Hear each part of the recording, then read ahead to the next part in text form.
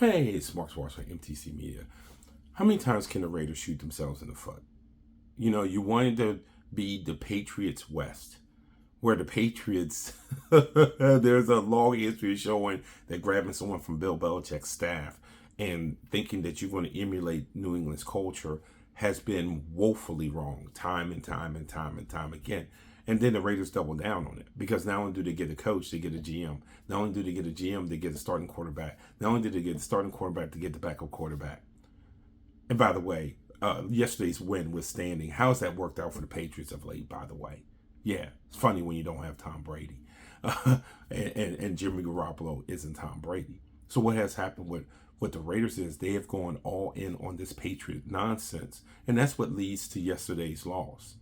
Because you didn't get a credible backup quarterback to back up the quarterback that's forever hurt. To back up the quarterback that you had to put an injury clause in because you know he can't stay healthy without an act directly from God himself. Yet you don't get a credible backup. Brian Hoyer doesn't have a football pulse left. He hasn't for years. Aiden O'Connell's not ready to play. Why couldn't you have just gotten a solid backup quarterback that had experience with both starting and backing up? Just kind of like a veteran guy who can still play. Nope, couldn't do that because they're not tied to the Patriots, and that's not the Patriot way.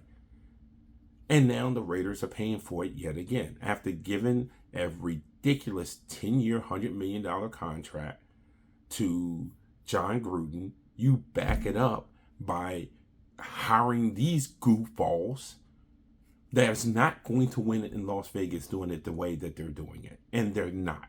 And they're not going to change because they have the security of guaranteed money. So if you want to fire them, fire them.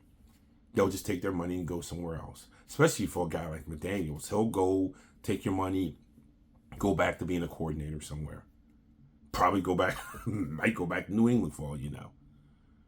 But for the Raiders, you cannot keep messing up. You cannot keep doing this. And for people who want to do this culture emulation, you cannot keep doing that either. There's so many factors that go into culture. I don't care if it's a sport or a business. There's so many factors that go into a culture.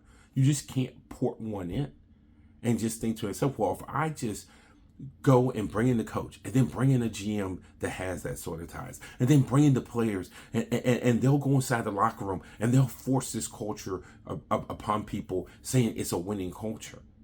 But that might not be a winning culture for your situation. And the Raiders have done this time and time again. Washington did it. Washington did it when they hired North Turner. And they thought, well, if we bring in all these Cowboys, we can do these things like the Cowboys did. Well, you're not going to have the Cowboys culture. And by the way, in that culture, you try to cherry pick some things and ignore other things that was in that culture that kind of made the Cowboys go, if you know what I'm saying.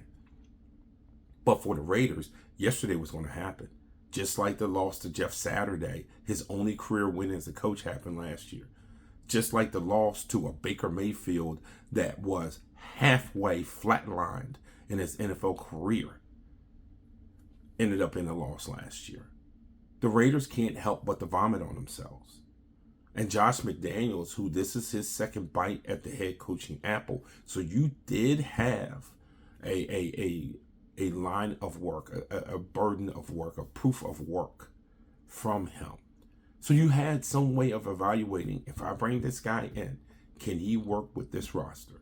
If I bring this guy in, can he work with this culture? If I bring this GM in, can they look at the salary cap, look at our personnel, look at these things and make it work? What you can't do is bring it in and then say, well, all right, for this to work, I have to be able to do it my way. And then you do it your way and it still doesn't work. Instead of saying this is the way we need to do it, best for this situation. And none of the Patriot coaches, none of those coaches who have come from those Patriot staff have done that, which is why all of them have failed miserably, because it's going to do it their way. And even when their way doesn't work, and even when their way is proven not to work, well, I'm going to do it my way. And then when they get fired, they leave a mess behind them. A fractured roster that can't be used, a whole bunch of bad feelings, players lost, and the whole 9 yards. And they just walk away and hump their shoulders like, well, Bill will make sure I'll get another job in this league. I'm good. I tried it my way and my way didn't work. And what you've left behind you is a whole bunch of halfway burned down organizations with smoke everywhere. And you just, who cares? That's the way us Patriots do it. So Mark Davis, you've done it again.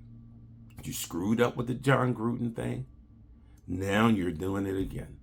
Giving away a bunch of money, giving way too much security to the wrong people.